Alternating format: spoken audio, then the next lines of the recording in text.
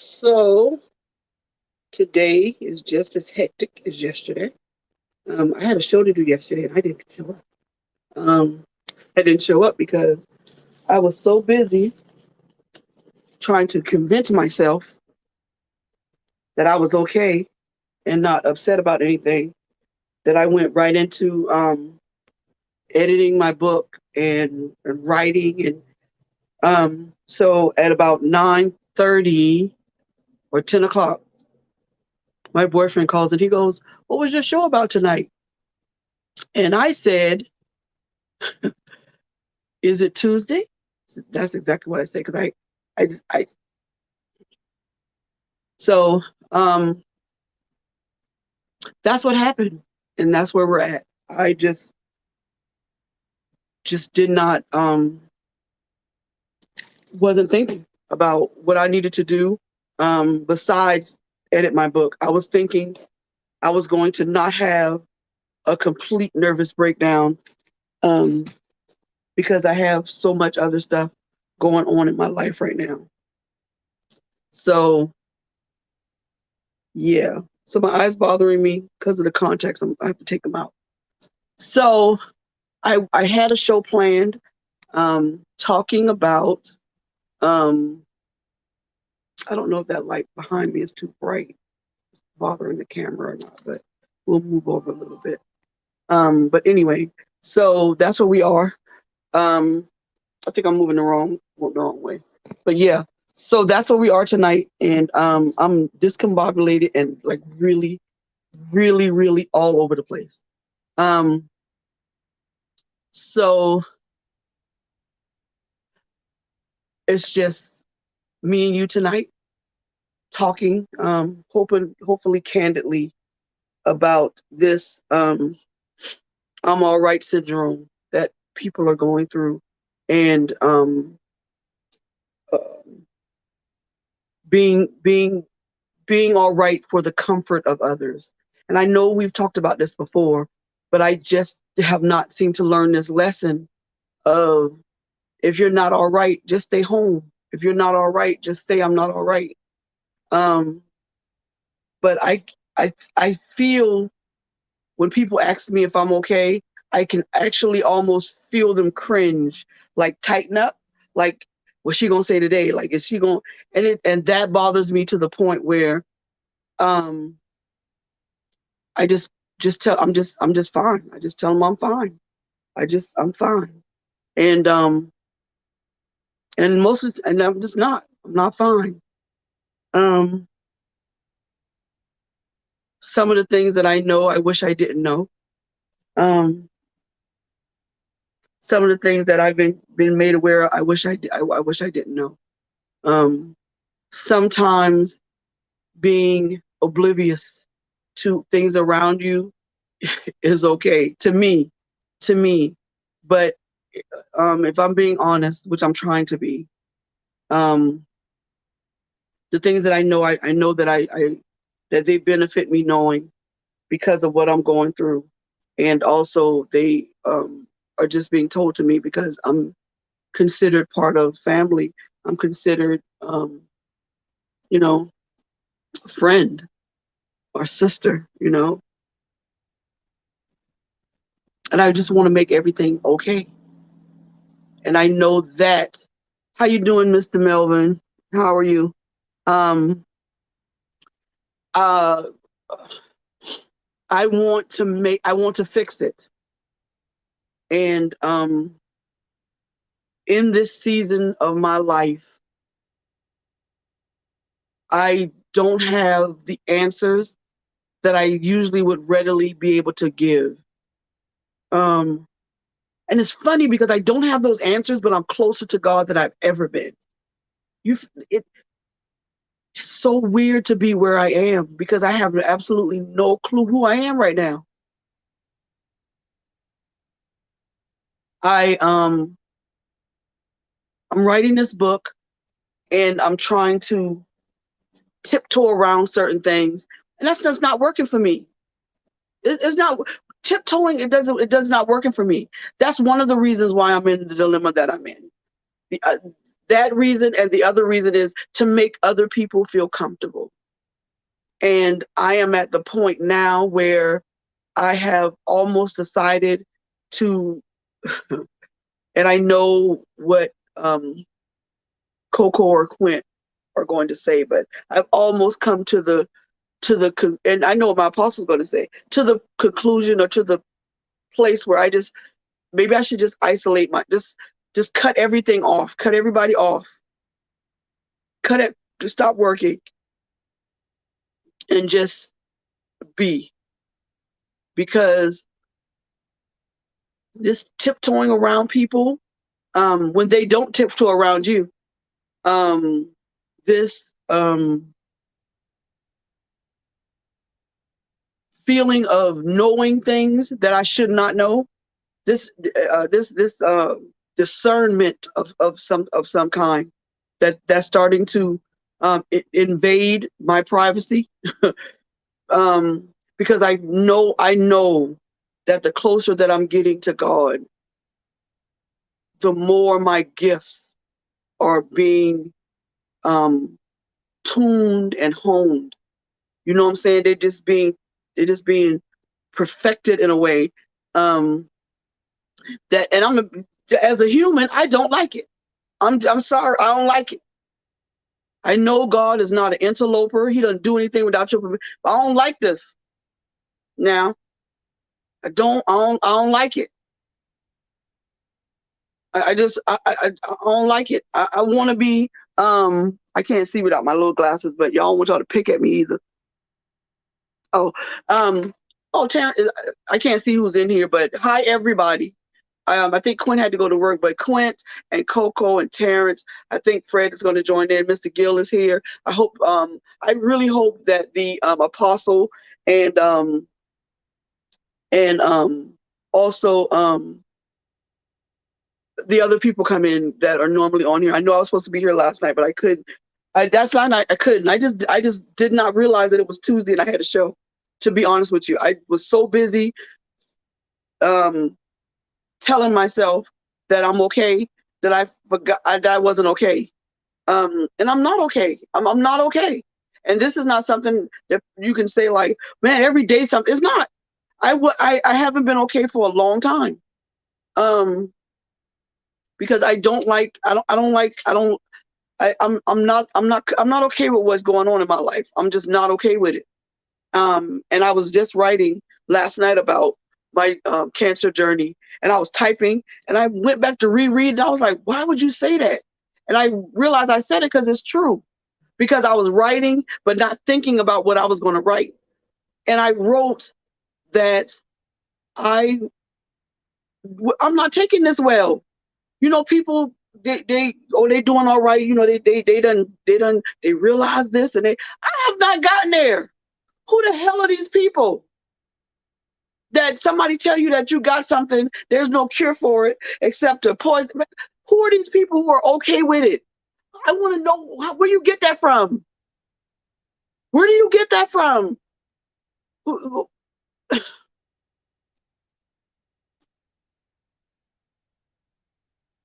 People are so busy trying to be strong in appearance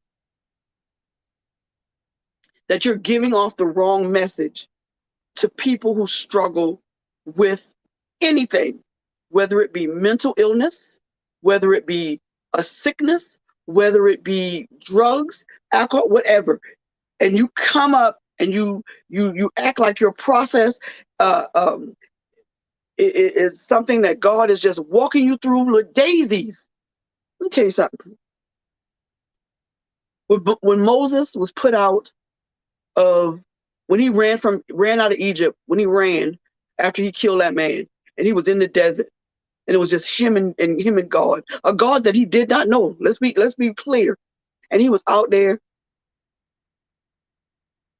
Do you think God just gave him water? Do you think that the sun wasn't as hot on him because God gave him shade?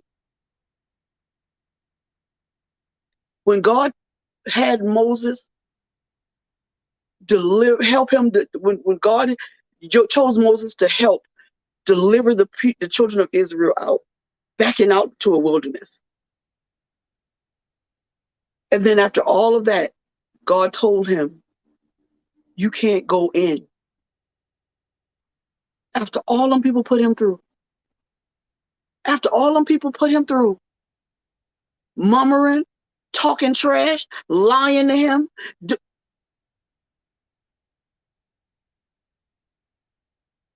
The processes that we go through to get to the promised land, to get to the end of our journey, and then to be told you can't get in is devastating.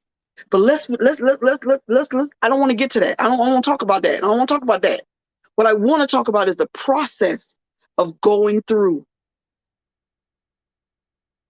We want people to believe that we go through things, the hardest things of our lives, because we love and believe God, and we stand on his word, and we don't have no glitch. There's no moment of doubt. There is no internal suffering. There's no outward suffering. There's no moment of I don't want to be here no more. Suicidal thought. Just nothing. You're going to go through it, and I believe God. And this is what we say. This is what I hear. And then personally me, I go through stuff. And when I cry or break down or show any sign of weakness, I feel like I'm the weak. Why am I this weak? And how are they that strong? What are they doing? What Bible are they reading? What scripture is that? Where are you getting that from? Where you get that strength from?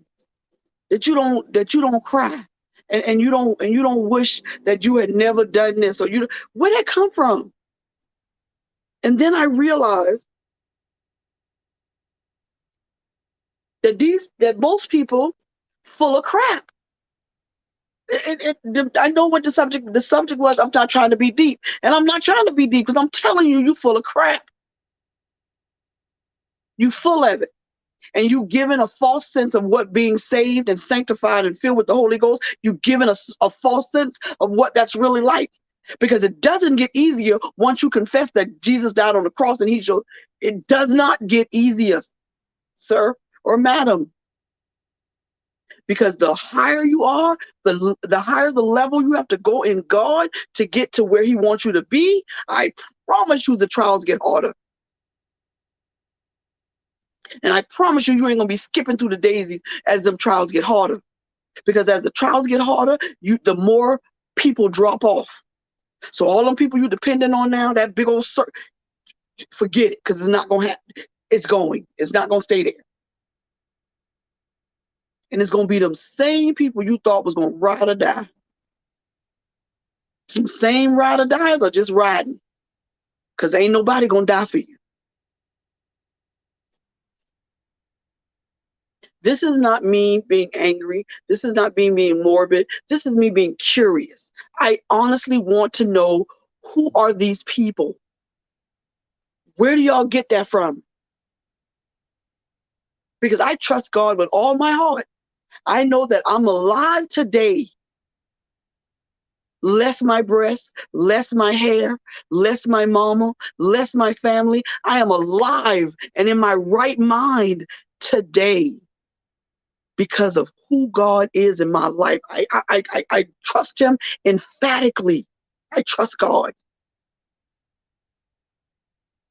But my truth is, sometimes I don't want to be here. I'm not talking about on this thing here. I'm not talking about in this neighborhood. I'm talking about on this earth. I just don't want to be. I don't want to do this no more. I don't want to do this life thing no more. And that is my truth. The thoughts don't last long. They're not something that I lay around and let the devil play in my head with. But but every now and then it clicks in. If you wasn't here, you wouldn't have to worry about no bills. The devil's slick now. You ain't got to worry about no bills. You ain't got to worry about nothing. And so I'm asking I'm asking whoever's on here, what, what,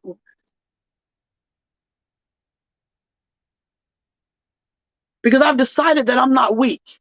That's what that's the thing.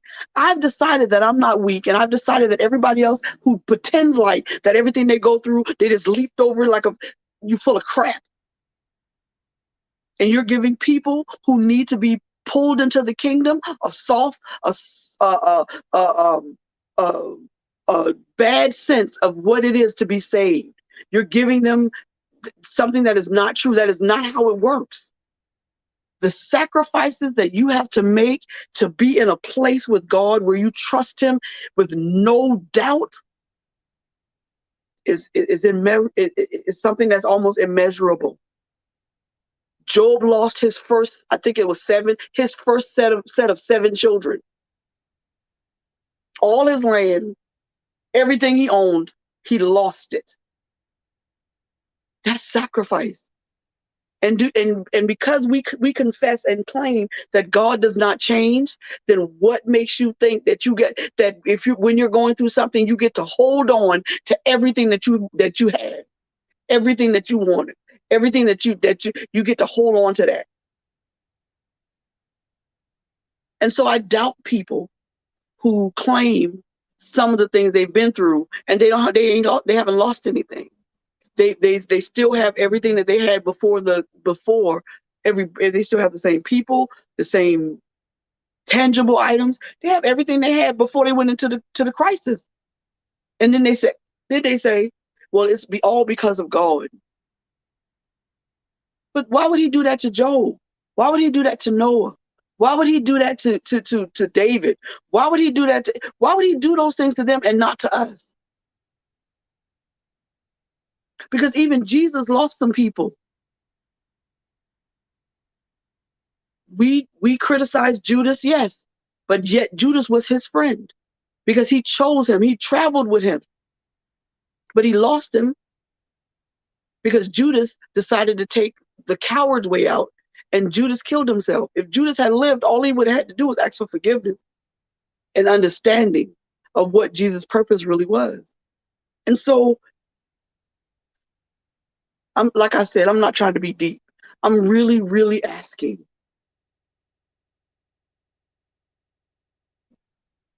what does it gain the kingdom to give people a false narrative of what it is to be in God? Because yes, it's safe in His arms. Yes, it is. Yes, there is deliverance and healing and salvation. All of that is in His arms. All of that love and all of that. But you forgot the backhand side. You're going to have to suffer in order to reign. Because if He made His Son suffer, and so if that's the case, and there is suffering, then why do we put this instead of we take off that armor and we put on this new armor of I just went, God brought me through, and thank God. And I didn't lose nothing. He made a way out of no. But what did you lose? What was the sacrifice you made? Because nobody wants to talk about the losses. Nobody wants to talk about the sacrifices. Nobody wants to talk about that. They'd rather talk about the Illuminati and how you have to say. They'd rather talk about the rich and we're not talking about that. We're talking about what you have to give up for salvation. Because people say it's free, it ain't. Salvation is not free. Because it's going to cost you your life. And I'm not talking about you're going to die. It's going to cost you the life that you thought you was going to be able to live smoothly.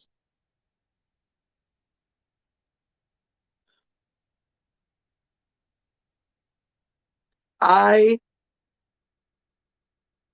always thought that I would have children and a house and a husband.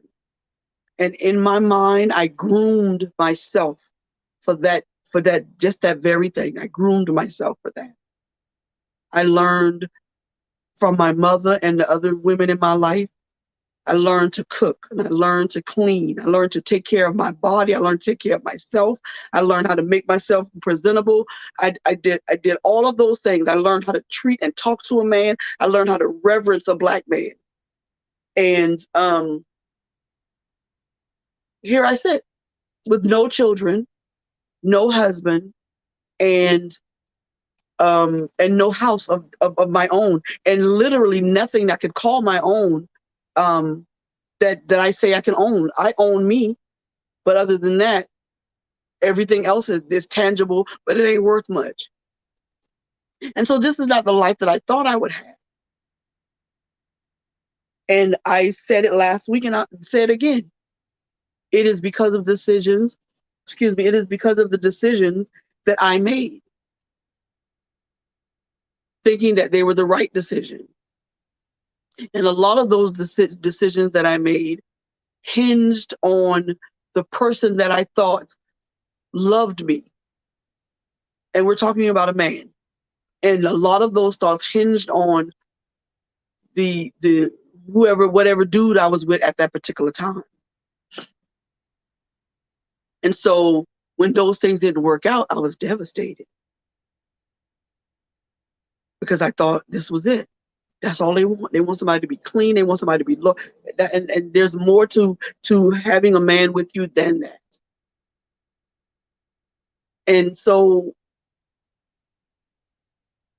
I have sacrificed many things, but a lot of those sacrifices weren't necessary, because I made decisions that that made me make other decisions that were not good.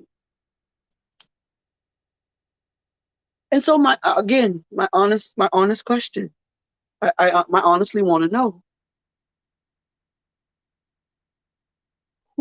why do we have to be strong all the time? Why is it a weakness to tell you I don't feel good today? Why is it a weakness to tell you that 3 or 4 days in a row? How does that diminish the faith I have in God? Why does that mean that I'm doubting?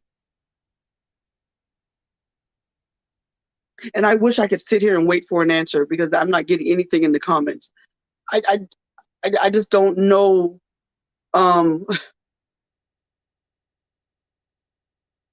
I have been feeling like I'm just the weakest person ever, because I don't feel good. I don't. I'm tired. And I have to remind myself, I sometimes hear my mom in my head, and because my mom always thought I was a drama queen. You just being dramatic, it ain't that bad. It is. It's that bad. I'm on 2 types of chemo, 2, and they tear my body up. I go to work. I work 40 hours a week.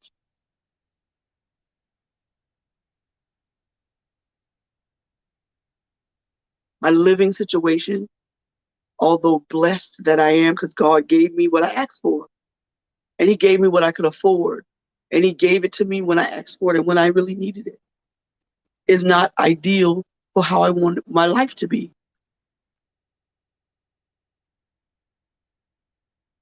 But the tired that I feel is unexplainable. It is an exhaustion that is not brought on by hard work. It is an exhaustion brought on by the poison that is coursing through my body to save my life. And though you listener may not want to hear it that particular way, that is the truth. That is the truth. And I have every right to express how I truly feel to anyone who asks. But I don't, because I need them to be comfortable, because I don't want to be the one to make them uncomfortable. And so I bite my tongue and I hold it in. And then I come home sit in the middle of the bed and cry because nobody wants to hear my truth. Yeah, that's it. Nobody wants to hear my truth because they have their own truth that they're dealing with, and mine is just a little bit too much for them to bear. Nobody wants to hear that this could kill me, because then if I say that, then they say, you just putting it out there in the air. No, I'm not. Cancer put it right there. I spend as much time as I can with my godson and I call them all my godchildren because I love all of them, as I can with them. And then when I leave, I cry. All the way home, I cry. Because I want their memories of me to be good memories. And it doesn't mean I'm planning for my death. It just means I want to be a good memory for them. Is all I can say. Because and then it's funny because I don't spend as much time with my godparents, or I don't call my other god sisters as much because, see, they're adults. You feel me? They can see straight through the bull crap. And so I don't spend a lot of time with them because no matter how much we talk about everything else, it always rolls back around to cancer. It always rolls back around to treatment. It always rolls back. And you don't want to talk about it. But then when they ask you questions about it, the floodgates open and you just yap, yap, yap, yap, yap, yap. And then sometimes I tell myself in my head, shut up. But you can't because you haven't been able to tell nobody. And so you just.